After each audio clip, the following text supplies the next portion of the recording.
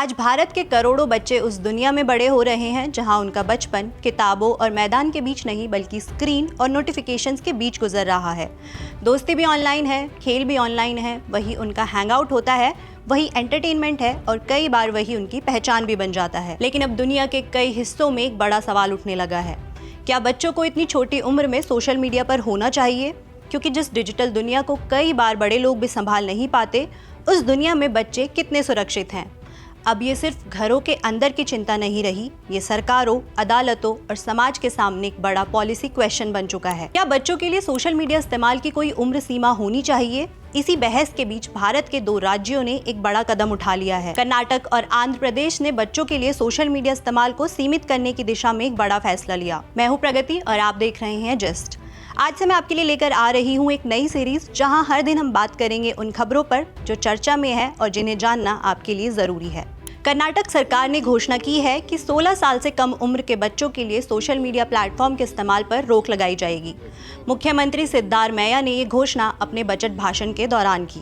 दरअसल ये फैसला एक बड़े शिक्षा सुधार कार्यक्रम के तहत सामने आया, जिसका नाम है उत्तम कली के उज्जवल भविष्य। इस कार्यक्रम का मकसद है बेहतर पढ़ाई और बच्चों का बेहतर भविष्य। इसके तहत कर्नाटक सरकार ने स्कूल शिक्षा के लिए लगभग 47,000 करोड़ रुपए का बजट भी तय किया है और साथ ही स्ट्रक्चर्ड डिजिटल लर्निंग को बढ़ावा देने की बात कही है।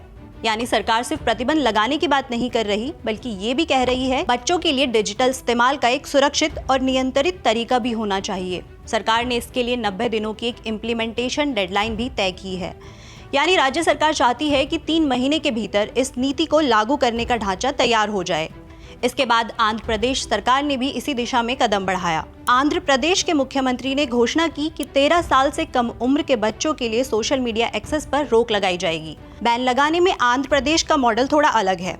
वहां पूरी तरह प्रतिबंध लगाने की बजाय एक ग्रेडेड अप्रोच पर भी विचार किया जा रहा है। यानी 13 से 16 साल के बच्चों को सीमित और मॉनिटर्ड एक्सेस दिया जा सकता है। इसका मतलब है कि सरकारें पूरी तरह सोशल मीडिया को बंद करने की बजाय उसके इस्तेमाल को नियंत्रित करने की दिशा में भी सोच रही है। अब सवाल उठता है कि आखिर अचानक ऐसे कदम क्यों उठाए जा रहे हैं? दरअसल इसके पीछे एक बड़ी चिंता है बच्चों की मेंटल हेल्थ और बढ़ता डिजिटल एडिक्शन। 2025-26 के इकोनॉमिक सर्वे में ये बात सामने आई कि ज्यादा स्क्रीन टाइम का सीधा असर युवाओं के मानसिक स्वास्थ्य पर पड़ रहा है। रिपोर्ट में खास तौर पर 15 से 24 साल के युवाओं में एंजाइटी, नींद की समस्या और कंसंट्रेशन की क्षमता में कमी को एक बड़ा संकेत बताया गया। इसके अलावा साइबर बुलिंग भी एक बड़ी समस्या बनकर सामने आई है। कर्नाटक में भी इसके आंकड़े चिंता बढ़ाने वाले हैं।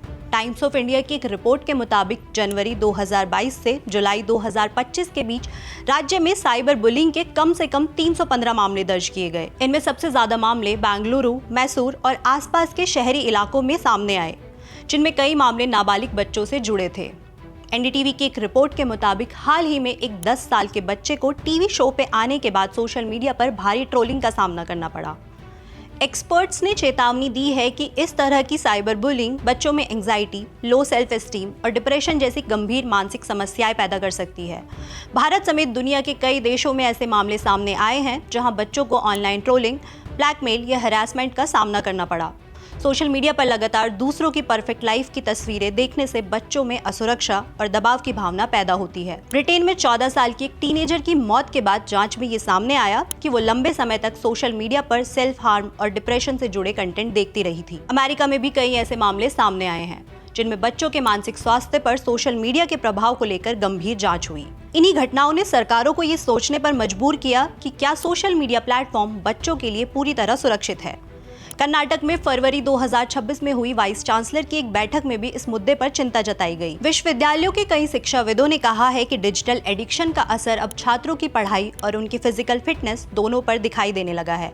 चाइल्ड डेवलपमेंट एक्सपर्ट्स का कहना है कि सोशल मीडिया प्लेटफॉर्म इस तरह डिजाइन किए जाते हैं कि यूजर ज्यादा से ज्यादा समय उन पर बिताए। इनफाइनाइट स्क्रॉल, पुश नोटिफिकेशंस और रिवॉर्ड बेस्ड एल्गोरिदम जैसी तकनीकों के जरिए बार बार दिमाग में डोपामिन रिलीज होता है और जिससे बार बार फोन देखने की आदत बन जाती है।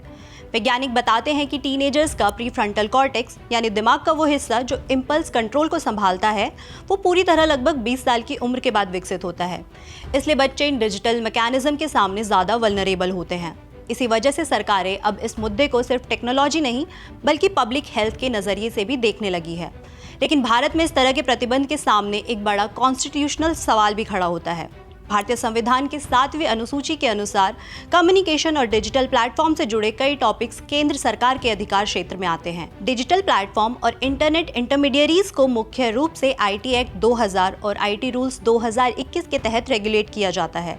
यही वजह है कि कई कानूनी विशेषज्ञों का मानना है कि अगर कोई राज्य सीधे सोशल मीडिया प्लेटफॉर्म पर प्रतिबंध लगाने की कोशिश करता है तो ये संवैधानिक चुनौती का सामना कर सकता है। हालांकि राज्य सरकारें इस तरह के फैसलों को पब्लिक हेल्थ या चाइल्ड वेलफेयर के आधार पर सही ठहराने की कोशिश कर सकती है, क्योंकि ये दोनों विषय राज्य सूची में आते हैं। लेकिन अगर ये नीति सीधे डिजिटल प्लेटफॉर्म को रेगुलेट करती है तो ये सवाल उठ सकता है कि क्या वो राज्य के अधिकार क्षेत्र में आता है या नहीं, क्योंकि ऐसा पहले भी हो चुका है। 2022 में ऑल इंडिया गेमिंग फेडरेशन बनाम कर्नाटक राज्य के मामले में कर्नाटक हाईकोर्ट ने राज्य सरकार द्वारा स्किल बेस्ड ऑनलाइन गेम्स पर लगाए गए प्रतिबंध को असंवैधानिक बताया था। अदालत ने कहा था कि लीगल बिजनेसेस पर पूरी तरह प्रतिबंध लगाना संविधान के अनुच्छेद 19 के तहत मिलने वाली स्वतंत्रता का उल्लंघन हो सकता है। इसलिए संभावना भी जताई जा रही है कि सोशल मीडिया प्रतिबंध को भी अदालत में चुनौती दी जा सकती है। लेकिन ये बैन्स सिर्फ भारत में नहीं हो रहे हैं, बल्कि दुनिया के कई देशों में बच्चों के सोशल मीडिया इस्तेमाल को लेकर नियम सख्त किए जा रहे हैं। 2025 में ऑस्ट्रेलिया दुनिया का पहला देश बना जिसने 16 साल से कम उम्र के बच्चों के लिए सोशल मीडिया प्लेटफॉर्म पर प्रतिबंध लगाने का कानून पास किया। इसके बाद कई देशों ने इस दिशा में कदम उठाने शुरू किए। फ्रांस में नियम है कि 15 साल से कम उम्र के बच्चे सोशल मीडिया अकाउंट तभी बना सकते हैं जब उनके माता पिता की अनुमति हो। यानी कर्नाटक और आंध्र प्रदेश का फैसला किसी वैक्यूम में नहीं लिया गया, बल्कि ये दुनिया भर में चल रहे एक बड़े ग्लोबल ट्रेंड का हिस्सा है। लेकिन अगर मान लिया जाए कि ये कानून लागू भी हो जाता है तो सबसे बड़ा सवाल यही होगा कि इसे लागू कैसे किया जाए। क्या हर सोशल मीडिया अकाउंट खोलने के लिए पहचान पत्र देना होगा, या कंपनियों को ऐसी तकनीक विकसित करनी होगी जो ये पहचान सके यूजर की उम्र कितनी है, या फिर बच्चों को अकाउंट बनाने के लिए माता पिता की अनुमति लेनी होगी। टेक्नोलॉजी विशेषज्ञ कहते हैं कि यहाँ सबसे बड़ी चुनौती एनफोर्समेंट की होगी, क्योंकि इंटरनेट पर अपनी उम्र छुपाना बहुत मुश्किल नहीं है। बच्चे अक्सर अकाउंट बनाते समय फर्जी डेट ऑफ बर्थ डाल देते हैं। कई बार वो अपने माता पिता के फ़ोन से अकाउंट का इस्तेमाल करते हैं। इसके अलावा VPN जैसे टूल्स भी मौजूद हैं जिनकी मदद से कोई भी व्यक्ति किसी भी प्रतिबंध को आसानी से बाईपास कर सकता है। यही वजह है कि कुछ टेक कंपनियों ने भी ऐसे प्रतिबंधों को लेकर चिंता जताई है। उनका कहना है कि अगर बच्चों को लोकप्रिय और रेगुलेटेड प्लेटफॉर्म से हटा दिया गया तो वो ऐसे अनियंत्रित प्लेटफॉर्म की तरफ जा सकते हैं जहां निगरानी और सुरक्षा के उपाय और भी कम होंगे। यानी सवाल सिर्फ प्रतिबंध लगाने का नहीं है, असली चुनौती ये है कि बच्चों के लिए डिजिटल दुनिया को सुरक्षित कैसे बनाया जाए। और शायद इसी वजह से ये बहस अब सिर्फ घरों या स्कूलों तक सीमित नहीं रही, ये धीरे धीरे एक बड़े पॉलिसी डिबेट में बदल रही है।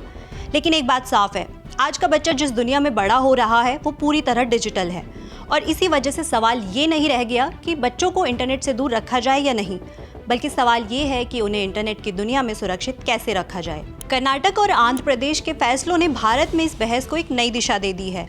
आने वाले समय में ये संभव है कि केंद्र सरकार भी बच्चों के सोशल मीडिया इस्तेमाल को लेकर कोई व्यापक नीति बनाए।